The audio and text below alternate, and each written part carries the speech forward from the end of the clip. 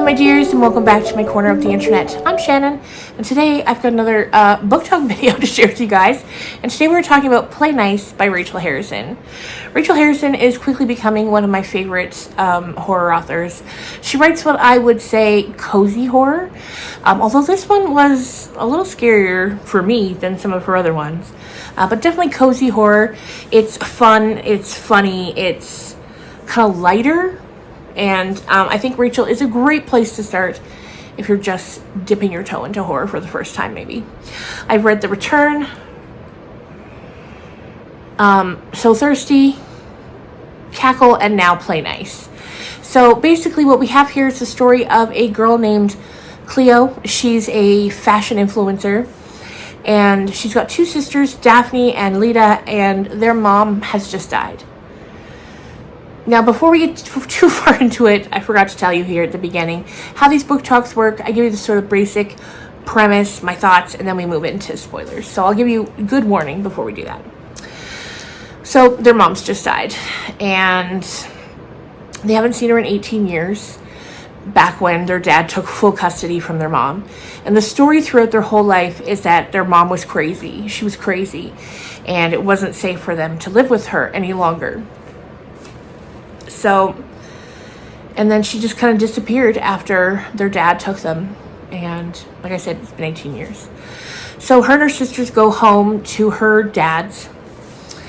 And it's pretty apparent that nobody's going to the funeral until Cleo is like, you know what, I'm going to go, actually. I'm going to go. And everyone's like, no, that's a bad idea. And she's like, no, I'm going, and I'm taking your husband with me. She's talking to one of her sisters. So her sister's like, fine, you guys go and check it out. So from there, the story goes on to Cleo realizing that the home that she lived with her sisters and her mom when she was little, which they had all assumed had long been sold when their mom left town, she actually didn't sell it because she believed, the mom, in her heart, that the house was possessed by a demon. Like, we're not even, no ghosts, we're talking next level demon possession. And so she, in good conscience, couldn't sell it. We learn at the funeral that she kept returning to the home every few years, trying to drive out whatever was in there, because she thought, if I can keep going, I can at least keep it dormant and people will remain safe. Which, these beliefs of hers is part of the reason why everybody thought she was crazy. So now Cleo is like, okay, none of you want anything to do with this? Fine, I'm going to take over the house. I'm going to get it ready to sell, and then we're going to sell it. We learn, too, that Cleo's mom wrote a book about her time spent in this house that none of the girls have ever read, because when they were younger and the book came out, their dad made them promise that they would never read it, and so they never have. So now Cleo's back at the house. Strange things are going on, and she's learning more about her mom and about the house, about what really happened in her childhood. And I loved it. It's a quick read. I read it in one afternoon. I couldn't put it down. That's true for all of the Rachel Harrison books that I've read. I can't put them down once I start. She's so great. And also, like, hang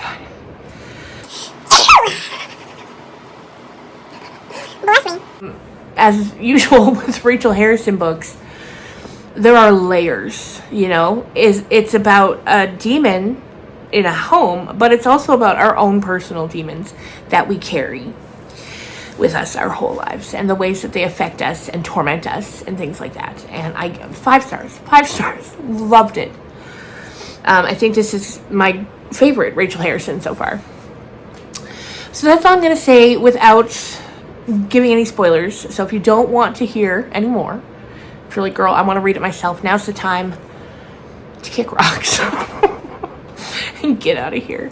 But thank you so much for watching, as always. And if you, even if you're leaving now, leave a pineapple emoji if that's a thing. If it isn't, then any fruit. Okay, thank you for watching. Okay, now that they're gone, we can get into it. So when they go to the funeral, Cleo meets a lot of the people from her mom's past, including the man that she's been in a relationship with for the past 15 years, who's a demonologist. And she had hired him at one point to come and try to exorcise the house, and it hadn't worked. And they had kept in touch, and then when her ex-husband took full custody of the kids, she went and eventually moved in with him while they kept the house to try to tamper down whatever was going on in there. And that's where she finds out from him that she is now the owner of the house, or her and her sisters are the owners of the house. And Roy says, like, listen, if you need anything at any time, call me, knowing full well what they're about to encounter when they enter the house. So like I said, her sisters aren't super into spending any time there or anything like that. They want to just, like, as is, put it on the market. She's like, no, I'm going to go paint it, make it look a little better because it's old and a little crusty. So she goes there, she goes down to her old bedroom, and because one of the things she's learned from her Aunt Helen at the funeral is that her mom died in this house. Massive heart attack, died in the house. So she goes down to her old bedroom and she's like, the bed's unmade. She's like, oh my God, did she die in here? She's a little freaked out by it. And when she's looking around her room, she sees a book on the end table, and she goes over, and it's a copy of her mom's book that she wrote about the house that she and her sisters had promised their father they would never read. She picks it up, and she realizes that it's annotated to her. Like, her mom has made notes along the margins addressing her, as if though knowing she would be there to read it. So we start to get a story within a story, reading the book along with Cleo. And we start to learn about the weird things that had happened once they had moved into the house. And it's really sad because Alexandra, the mom, she had really hoped for a nice, fresh start in this beautiful little house with her daughters. And of course, we know that that doesn't go well. And as activity in the house kicks up, Alexandra begins drinking more and more because she's going through so much. She doesn't know how to function with everything she's dealing with in this house. It seems to her like the only way. And there's a part in there where it says drinking wasn't the problem, it was a symptom of the problem or something like that, which I would imagine is true in a lot of cases, Anyway, it was very sad. So we begin to see, reading the history of the house, but then as it goes on, we're starting to see the reasons why the dad didn't want her reading this book. Because, first of all, the first half of the book, it says a lot of really kind of unflattering things about him, accusing him of infidelity, of with the woman he's with now, Amy. She was the girl's dance teacher when they were little, and in the book, Alexandra is claiming that there was crossover in these relationships, whereas the dad has always maintained there was not. And as Cleo's reading it, she can't help but start to look at her dad a little different. And she's like, oh, this is why you didn't want me reading it. Anyway, when she's holding it, she notices that the back cover is missing, along with the second half of the book. It's gone. And this book is out of print. And it's really difficult to get a copy of it. So while this is all happening too, she meets this neighbor, who, I think his name is Austin, who, he remembers her from when she lived there when they were kids, but she doesn't remember him. But she's like, don't take it personally. I don't remember much about my time spent here. And they start spending more time together, and she really likes him, because what we know from Cleo is she's kind of like very non-committal. She goes out, she has fun, she gets her needs taken care of, but she's not really a big relationship person. But she finds herself really, really drawn to him, and she feels seen and understood by him. So he sees that she's reading the book, and he's like, wow, yeah, that book's crazy. And she's like, oh, you've read it? And he's like, yeah. So she explains to him that the second part isn't there. And he's like, oh, that's the craziest part. He's like, that's when you really get involved in the story. And she's kind of like, me? What do you mean? And he's like, you'll have to read it, but it's wild. So she tracks down a copy of the book on eBay and gets it sent to the house. And the seller's kind of like, you want me to send this book to the house that it's written about? Like, they thought it was a prank or something. And she's like, yes, I do. Just send it.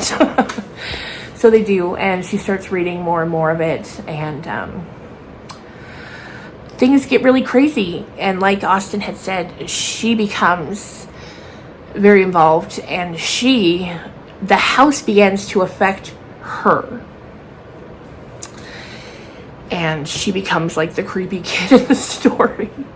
She's like, oh no. So as her mom is becoming more and more desperate and doesn't know what to do with this house, she gets a priest. And she's saying to the kids, like, don't tell your dad. He already thinks I'm crazy. If he thinks I'm getting priests come in to try to exorcise whatever's in this house out of it, it's not gonna go well. So I'm like, okay. So the first priest comes. He comes in, and they walk into the house. By the time she turns around to welcome him, he's gone. He's gone back out. And she goes out, and she's like, what? What's going on? And he's like, you're in danger. I can't, but I know someone who can. So he knows like a priest, a higher up priest who has more experience and specializes in exorcisms. So it takes a while, but that priest finally comes, and he's like, woof. There's a lot going on here. So he does what he can, but it doesn't seem to take. So eventually she reaches out to this group of paranormal investigators, like this group, and Roy the demonologist is part of that group. And so he comes, and they all come, and they do a massive exorcism on the house. And then as Cleo is reading about the events that took place that day, she's like, I don't remember any of that. And like, it's her acting super weird. Like talking about the thing in her closet that doesn't have a body, and just all this weird stuff. And there were times, like, in their memories, we get memories of, like, the weird things their mom used to do. Like, one time, Cleo runs in her room, and their mother's banging on the door with a knife. And she's like, I'm going to get you out of there. I'm going to get you out of there. And so when the sisters earlier on are talking about it as one of the reasons their father took primary custody, you're like, holy shit. But then when you're reading it in the book, it's because the mom believes that the demon is tormenting their daughter. And so she's talking to the demon, not the daughter. And then another memory they have, it's of the mom burning Cleo with a lighter. But then when we get the true memory, Cleo did it to herself because the demon told her to. So it's becoming this whole thing. And then again, like I'm saying, it's like an allegory kind of for like your own personal demons and the ways that they affect your life versus this literal demon in the house. And you learn more about the sisters. One's married, one's a lesbian who's just found this new girlfriend. And Cleo the more time she spends in this house, the more erratically she's acting, because the house is starting to affect her. She'll leave a piece of paper on the table, she'll come back, and the hello will be written on it 100 times with a smiley face. And just she's hearing sounds, she's seeing things, and she's starting to drink more to help her be brave enough to stay in this house. Eventually, everything kind of comes to a head when her dad kind of stages an intervention. She starts posting really crazy things on her Instagram account, which she has no recollection of posting. Eventually, her dad's like, you're coming home with me, actually. That's enough of you being in this house. So she ends up sleeping because she hasn't been sleeping at the house. So she gets to her dad, she passes out for like 24 hours, just out of it. She wakes up, it's the middle of the night, she goes downstairs, she goes into her dad's study, and she sees, he searches on his computer. He'd been searching, like, inpatient facilities, a mental health crisis, a psychotic break, 5150, can psychosis be genetic? She's like, oh my God, he's trying to get me locked up. Previously she had been in his office and had found the second half of the book. And she was like, he went into the house before I did. And he took it. He took it. And when she confronts him about that, he takes it and throws it in the fire. He's like, I told you not to read that. You don't need to read it. It's not going to be helpful to you in any way. And she is so betrayed and so upset that she leaves. So now, this is a later date. She sees he's trying to get her locked up. The next day, she agrees to go to a psychiatrist with the whole family.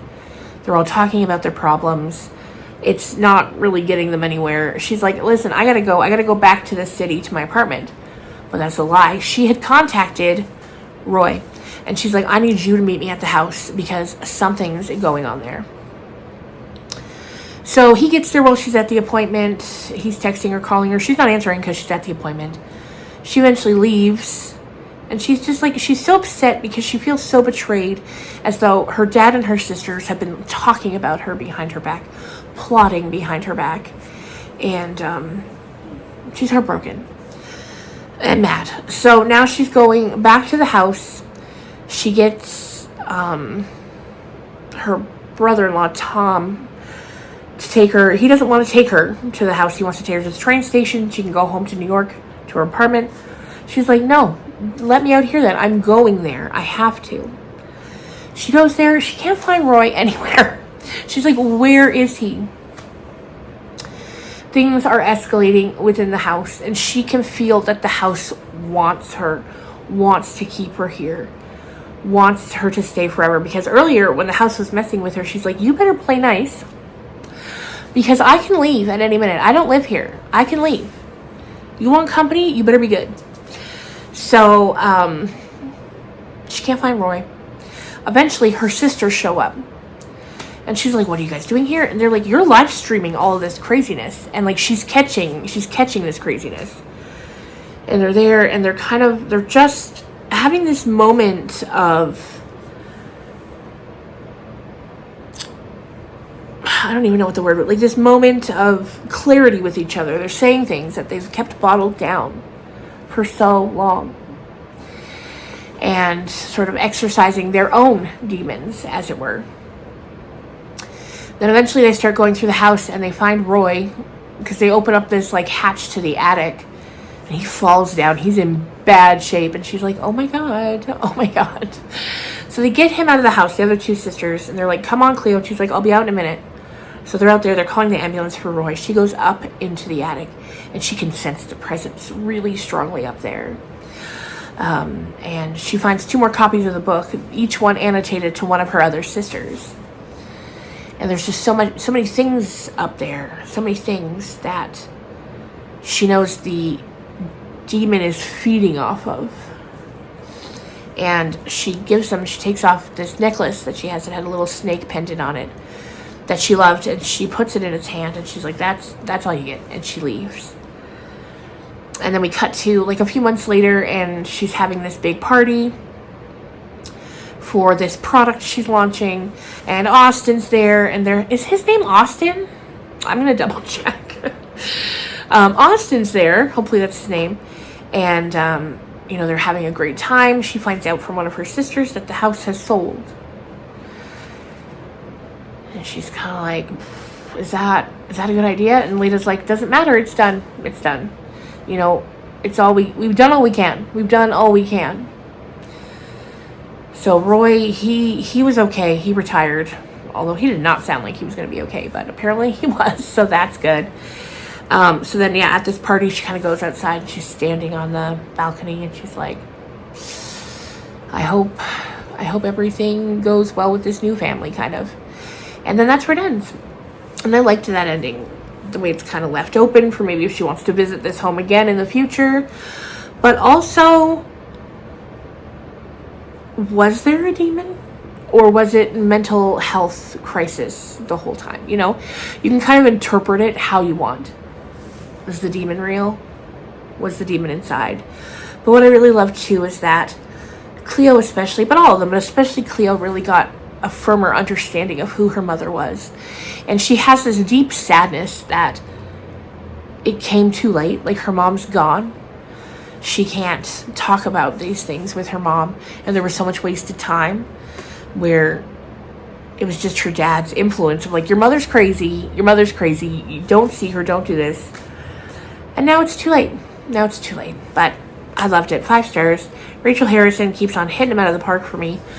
I love some more than others, but like I said, this one is my current favorite, which is always great. And then second, I think after that would be The Return. So I definitely recommend checking her out if you want something that's horror, but it's light and it's fun, but also layered and smart.